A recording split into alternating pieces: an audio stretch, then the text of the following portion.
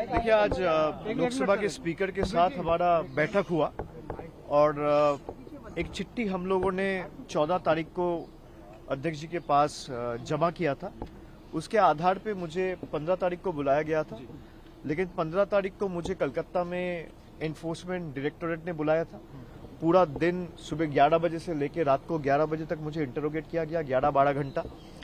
मैं जब घर लौटा उसके बाद मेल चेक करके मुझे पता चला कि अध्यक्ष जी का सूचना आया है उनसे मिलने के लिए 4 बजे। उस दिन तो मिल नहीं पाया, लेकिन मैं स्पीकर ऑफिस को कम्युनिकेट किया कि हम लोग जल्द से जल्द उनसे मिलना चाह रहे हैं। उसी के आधार पर 2 दिन पहले हमारे पास एक कम्युनिकेशन पहुंची और आज 5 बजे का समय दिया गया था। उसी टाइम पे मेरे साथ मैं यहाँ पे सौगतदा है, कल्याण बनर्जी है, महुआ मोइत्रो है, डेरेक ओब्रायन है। हम 4-5 लोग, डेरेक ओब्रायन राज्यसभा मेंबर है, वो पार्लियामेंट में थे, लेकिन हम 4 लोकसभा के मेंबर्स स्पीकर साहब से मिलने गए। और आज हमारे बैठक के पहले महुआ मोइत्रो आके पार्टी के तरफ से, मैं ये आपको दिखाना चाहता हूँ, आप लोगों ने पिछले 5-7 दिन का जो डेवलपमेंट है वो सब लोगों ने देखा है। तृणमूल कांग्रेस के 20 एमपीज आज से 3-4 दिन पहले स्पीकर साहब से मुलाकात किया है और उन्होंने अपने आप का एक सेपरेट ग्रुप फॉर्म करने का क्लेम किया है।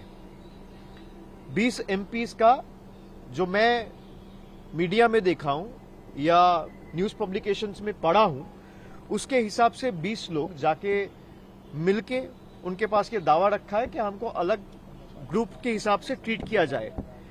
फिर मिलने के 2-3 घंटा बाद हमें कहीं से पता चलता है कि उनमें से कहीं लोग 2-4 एमपीज ये क्लेम किया है कि वो एक अलग पॉलिटिकल पार्टी ज्वाइन किया है, जिस पॉलिटिकल पार्टी का नाम है national citizens party of India, जिसके बारे में किसी को पता नहीं था। ना आप कभी सुने हैं, ना वो खुद कभी सुना है, ना मैं कभी सुना हूं। हम में जितने लोग आज यहाँ पे मौजूद है, किसी को उस पार्टी के बारे में कुछ पता ही नहीं है और उन्होंने ये क्लेम किया कि हम उस पार्टी के साथ मर्ज हो गए। 4-5 सांसद, मैं जितना उनका बात सुना हूं, उसके हिसाब से हम संविधान के 10th शेड्यूल में जो प्रावधान है, मैं उसी प्रावधान के हिसाब से आज अध्यक्ष जी से मिलने आया था और वहां पे साफ साफ लिखा हुआ है जो डिस्क्वालिफिकेशन या ग्राउंड ऑफ डिफेक्शन है कि आप अगर यहाँ पे 10th शेड्यूल में 2A में आप अगर देखेंगे साफ लिखा हुआ है कि मैं वॉलंटरीली अगर पार्टी का मेंबरशिप छोड़ता हूं तो that is one of the grounds for my disqualification from the house. अगर आप किसी और पॉलिटिकल पार्टी में शामिल हुए हो, इसका मतलब आप तृणमूल का मेंबरशिप छोड़े हो। भाई एक साथ तो आप नौकरी करता है पत्रकार का, एक साथ 2 हाउस पे तो नौकरी नहीं कर सकते, कहीं एक जगह करना पड़ेगा। तो अगर मान लीजिए आप एक सिंबल में चुन के आए हैं और फिर 2 साल बाद अचानक आप दावा कर रहे हैं कि मैं इस पॉलिटिकल पार्टी ज्वाइन कर रहा हूं, तो उसी वक्त आपका लोकसभा का सदस्यता पद चला जाना चाहिए। ये पहला ग्राउंड है। दूसरा जो उनका क्लेम है कि हम तो मर्ज किए हैं, 2/3 है, उसके जो प्रावधान है 10th शेड्यूल, यहां पे 4th नंबर जो पॉइंट है, disqualification on ground of defection not to apply in case of merger. यहां पे साफ लिखा हुआ है मर्जर तभी माना जाएगा जब 2/3 of the political party merges into another political party, not just the legislative party. इसका मतलब अगर दल, पार्टी, ममता बनर्जी, पार्टी के जितने भी कमिटी मेंबर्स है उसका 2/3, including the national working committee, the state committee, the frontal committee, पूरा तृणमूल कांग्रेस का जितना भी पदाधिकारी है उनका 2/3 अगर मर्ज करता है एक पॉलिटिकल पार्टी में तो उसको मर्जर कहलाया जाता है। अगर 2/3 एमपीज चला जाता है तो that will again lead for their disqualification. Based on that, I as a leader of Lok Sabha of Trinamool Congress, I have submitted 20 different disqualification petitions. मैं एक आपको दिखाता हूं। ऐसे 20 डिस्क्वालिफिकेशन पिटिशंस, मुझे नहीं लगता इंडिविजुअल डिस्क्वालिफिकेशन पिटिशंस पिछले कई साल में सदन में किसी ने फाइल किया है। कुछ कलेक्टिवली फाइल हुआ है। 20 सांसद के खिलाफ डिस्क्वालिफिकेशन पिटिशंस आज अध्यक्ष जी के पास हम लोग जमा दिया है कि अगर आप सदस्यता पद छोड़ के कहीं और जाते हो, जो आप में से कई लोग मीडिया में बोला है, और ये मर्जर इनवैलिड है, both are enough to disqualify you from your membership in the house. और हमारे पक्ष से हम चारों ये मांग रखे हैं कि ही इज द एडजुडिकेटर, इसका एडजुडिकेशन सारे प्रावधान के हिसाब से जल्द सुप्रीम कोर्ट का भी एक आदेश है जहां पे 3 महीने के अंदर कोई भी मामला या फैसला लेने के लिए स्पीकर को बोला गया है कि 3 महीने के अंदर या 4 महीने के अंदर वो करना पड़ेगा।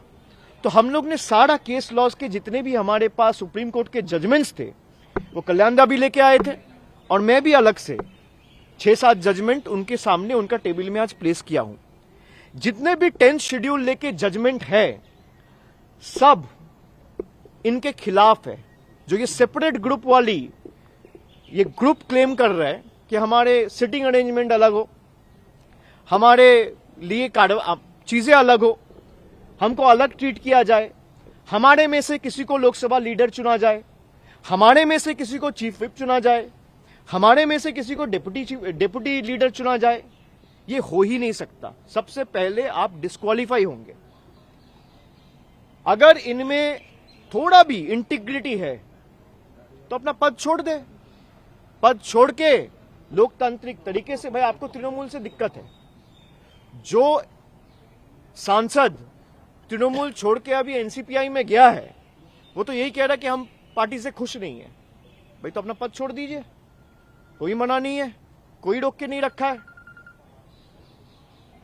अगर आप सच्ची में पॉलिटिक्स में इंटीग्रिटी में विश्वास रखते हो, ऑनेस्टी में विश्वास रखते हो, तो कौन मना कर रहे हैं?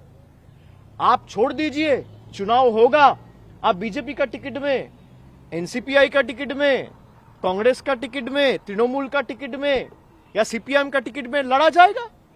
सब पार्टी के उम्मीदवार लड़ेंगे, जनता फैसला लेगा कौन जीतेगा कौन हारेगा। आप वैकेट कर दीजिए अपना सीट।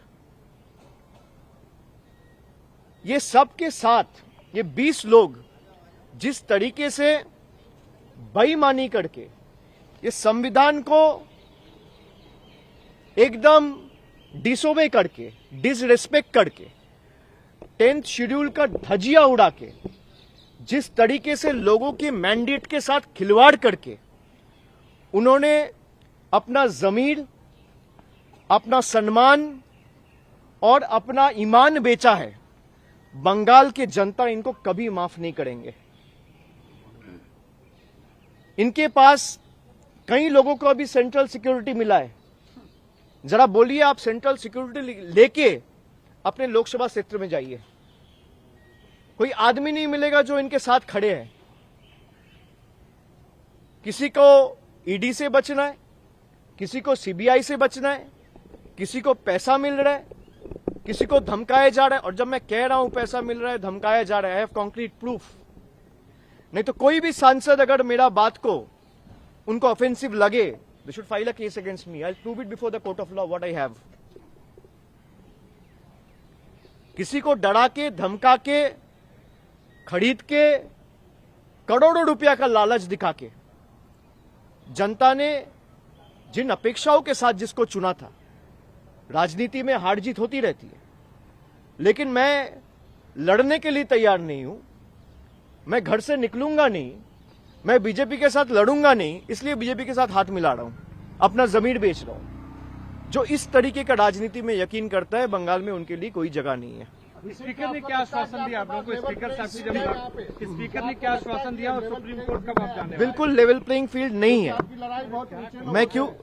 मैं क्यों कह रहा हूं ये बात? क्योंकि पिछला 1-1.5 महीना का जो राजनीति है, जिस तरीके से पार्टी को तोड़ा जा रहा है, और आप खाली बंगाल में नहीं, अभी महाराष्ट्र में भी आप देख रहे हैं कि एक बार शिवसेना को तोड़ दिया गया, शिवसेना का 2 टुकड़ा किया गया, फिर दूसरे टुकड़े का और एक टुकड़ा बनाया जा रहा है अपने फायदे के लिए। यह संविधान बदलना चाहता है किसी भी कीमत पे। ये लोगों के ऊपर भरोसा नहीं रखते हैं।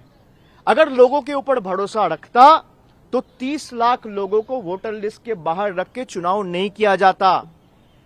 अगर लोगों के ऊपर भरोसा रखता तो सबको वोट देने का अधिकार दिया जाता, सबको मिलता।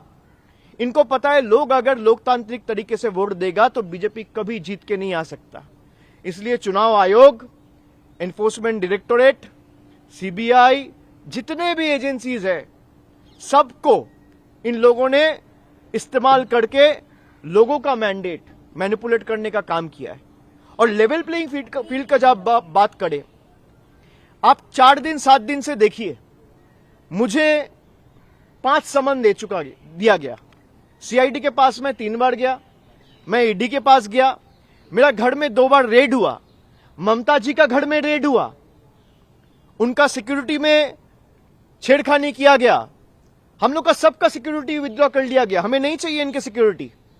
भाई लोगों को आप सिक्योरिटी नहीं दे सकते, आप पावर में आके गरीब लोगों के ऊपर जो सरकार बुलडोजर चलाता है, उस सरकार से आप क्या अपेक्षा रखेंगे।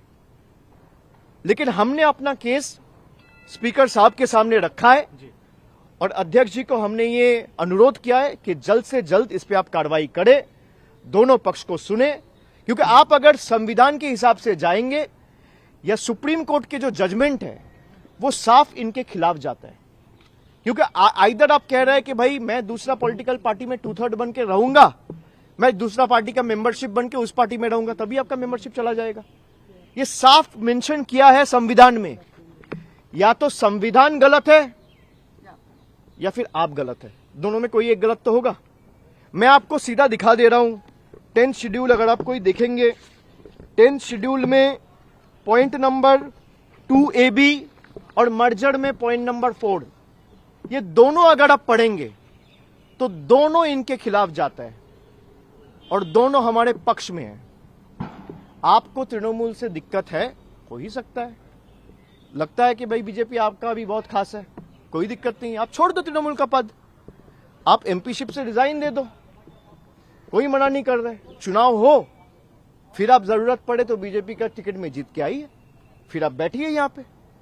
Will you go to court, Abhishek ji? Will you go to court?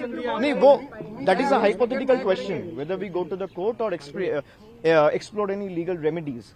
But we have left it to the judgment and wisdom of the honorable speaker. अभी फिर मुलाकात होगा, उन्होंने बोला है कि मैं दूसरे पक्ष को भी सुनूंगा, फिर आपको दोबारा बुलाऊंगा। तो हम उम्मीद रखते हैं कि भाई हमने संविधान के सारे प्रावधान उनको दिखाए हैं। लोकसभा का अध्यक्ष, मैं अपेक्षा रखता हूं कि संविधान के हिसाब से काम करेगा और संविधान का गला नहीं घोटेगा। मैं इतना ही उम्मीद रख सकता हूं। उनकी पार्शियलिटी पे पहले भी आप लोग सवाल उठा चुके हैं लोकसभा स्पीकर के, तो आपको लगता है कि वो नॉन पार्टीजन एक्ट करेंगे? देखिए, मैं तो अपना पक्ष रख सकता हूं उनके आगे।